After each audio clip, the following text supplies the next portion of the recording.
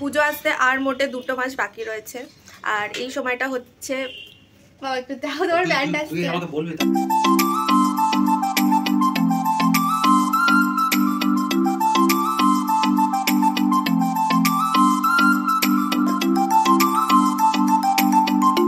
এখন বাজে ঘড়িতে রাত 11:10 আর মা এখন বসেছে এই পুজোর কাজ নিয়ে।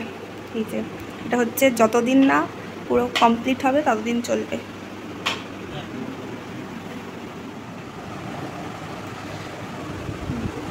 এবার যে পুজোর যে ডেকোরেশন হবে প্যান্ডেলের, শুকনো গাছের ডালপালা রাস্তাঘাটে পড়ে থাকে, গাছ থেকে মানে কাঁচা গাছও কাটি না, আমার আবার একটুখানি কষ্ট লাগে যে গাছের ব্যথা হবে, তো রাস্তাঘাটে পড়ে থাকে মানে বিভিন্ন জায়গায় যেখানে যা দেখতে পাই আমি সেই সব উপকরণগুলো তুলে নিয়ে এসেছি।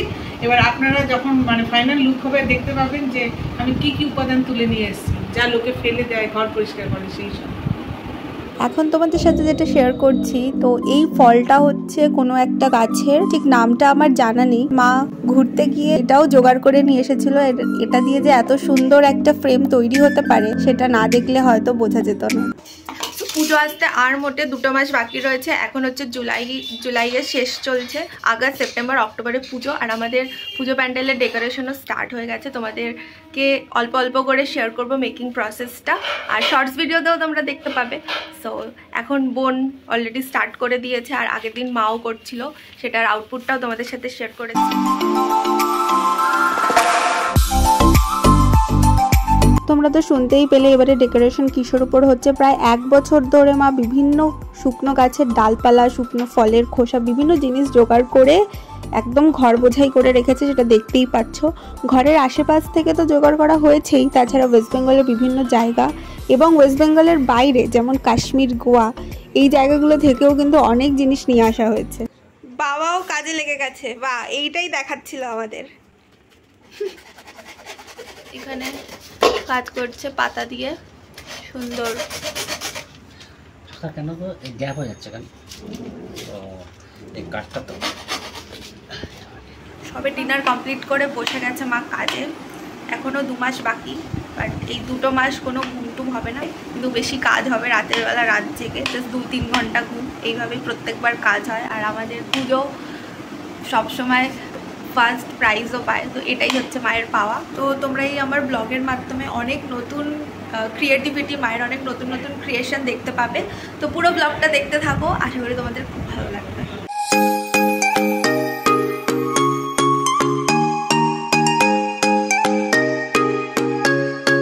এখন হলো গাছের ছাল দিয়ে বাটারফ্লাই তৈরি করা হচ্ছে, আর পাশে একটা কচ্ছপ আগেই তৈরি করা হয়ে গিয়েছিল, দেখতে অনেক সুন্দর লাগছে। তো এখন যে জিনিসটা তোমাদের সকলের সাথে শেয়ার করতে যাচ্ছি, তোমরা নিজেরাই দেখে আগে গেস করো, তারপর আমি বলবো জিনিসটা কি। এইগুলো হচ্ছে আমরা যে আমন্ড খাই সেগুলোর খোসা, সেই খোসাগুলো দিয়েই সরু সরু ডালের ওপর লাগানো হয়েছে, মানে দেখতে জাস্ট অসাধারণ লাগছে।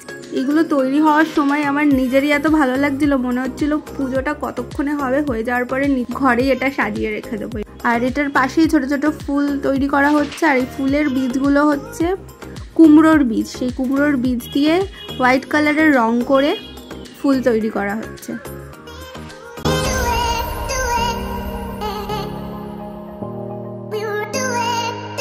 এইটা দেখো, বীজের ধারে 2জন কিউটি পাই বসে প্রেম করছিল, তার মধ্যে থেকে একজন অভিমান করে উল্টেই গেল। কি অবস্থা বেচারা।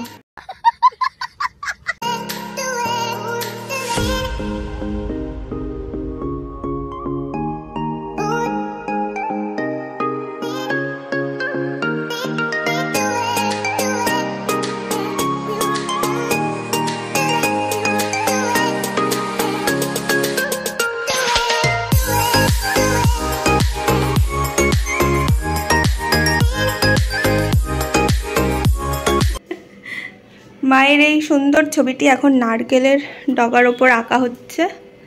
এটাকে ডগা বলে না খোলা বলে আমি জানি না, তোমরা বুঝে নাও। একটু হাতটা সরিয়ে দেখা সোজা করে। এরকম অনেকগুলো তৈরি হবে, যেরকম মা দুর্গা হচ্ছে, এরপরে গণেশ হবে, সরস্বতী হবে, লক্ষ্মী হবে, প্রত্যেকটা ঠাকুরই এখানে আঁকা হবে। খুব সুন্দর হচ্ছে। আমাদের পুজো ডেকোরেশনের প্রায় 80% কাজ কমপ্লিট হয়ে গেছে, কিছু জিনিস প্যান্ডেলেও লাগানো হয়ে গেছে, আর কিছু জিনিস বাকি রয়েছে, সেই শেষ মুহূর্তের কাজ চলছে। তো আমি আজকের ব্লগটা এখানেই এন্ড করছি। অনেক দিন ধরে একটু একটু করে তোমাদের সাথে শেয়ার করেছি কিভাবে আমরা পুজোর কাজগুলোকে এগিয়েছি, আর ফিনিশিং কাজ চলছে এখন, লাস্ট মুহূর্তের কাজ। বন্ধুরা তোমরা তো দেখছো আমরা অনেকদিন ধরেই এই কাজটা, মণ্ডপ সাজার কাজটা করছি, প্রায় শেষের মুহূর্তে আমরা পৌঁছে গেছি, ফিনিশিং কাজ চলছে। তো এরপরে আমরা মণ্ডপের কিভাবে সাজালাম সেটাও তোমাদের সামনে তুলে ধরবো, তোমরা দেখে জানিও কেমন হলো। সবাইকে শুভ শারদিয়া, সবার পুজো ভালো কাটুক। তো আজকের ভিডিওটা আমি এখানেই এন্ড করছি। ভালো লেগে থাকলে অবশ্যই লাইক, শেয়ার অ্যান্ড সাবস্ক্রাইব করে দিও। দেখা হচ্ছে আবার নতুন কোনো ভিডিওতে। Stay tune.